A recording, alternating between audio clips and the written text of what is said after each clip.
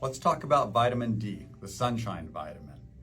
Now, one thing you might not know is that an astounding 90% of Americans are deficient in vitamin D. So we're going to talk about what it does for the brain and what we can do about it. I'm Dr. Ed Park, and I'm the founder of NeuroReserve, and we're talking about vitamin D. People call it the sunshine vitamin because we need sunshine in order to make vitamin D in our bodies. It's very special like that. The thing is, though, we don't get out enough to get that sunshine, and it's been getting worse and worse when it comes to the elderly and older adults. They don't get out as much nowadays, and even children aren't getting out as much these days because they might be at home, maybe on a video game or something like that. We really need to do what we can to increase our vitamin D because it's extremely important for brain health. Now, you might have heard of vitamin D quite a bit, especially during the COVID era, and its effects on immunity and immune health. But when it comes to the brain, vitamin D is extremely important as well. There's a few things that vitamin D does. And one of the things that it's very important for is that the brain is actually very rich in what they call vitamin D receptors, VDRs. So these receptors are little catch points in the brain where vitamin D can attach. So we know that there's a very large role that vitamin D plays in the brain. And so in some cases, we see that it affects inflammation in the brain and also might affect the hippocampus. And the hippocampus is that area where short-term memories are actually converted into long-term memories and put into storage. And when it comes to antioxidant potential, vitamin D is actually very important for that as well. The brain needs a lot of antioxidants because of all the energy it uses in order to power all of our thinking and all of our emotions, thoughts, and so forth. And when it comes to disease risk, vitamin D could be very, very important.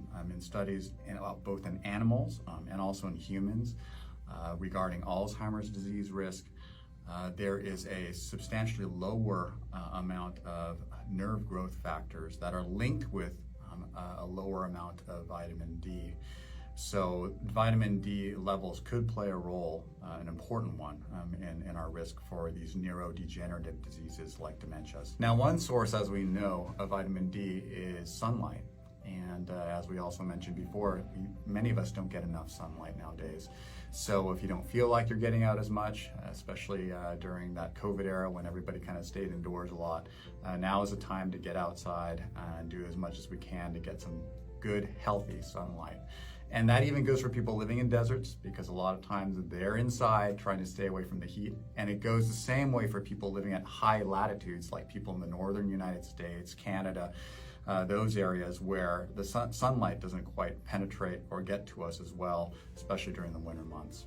The other source of vitamin D is diet.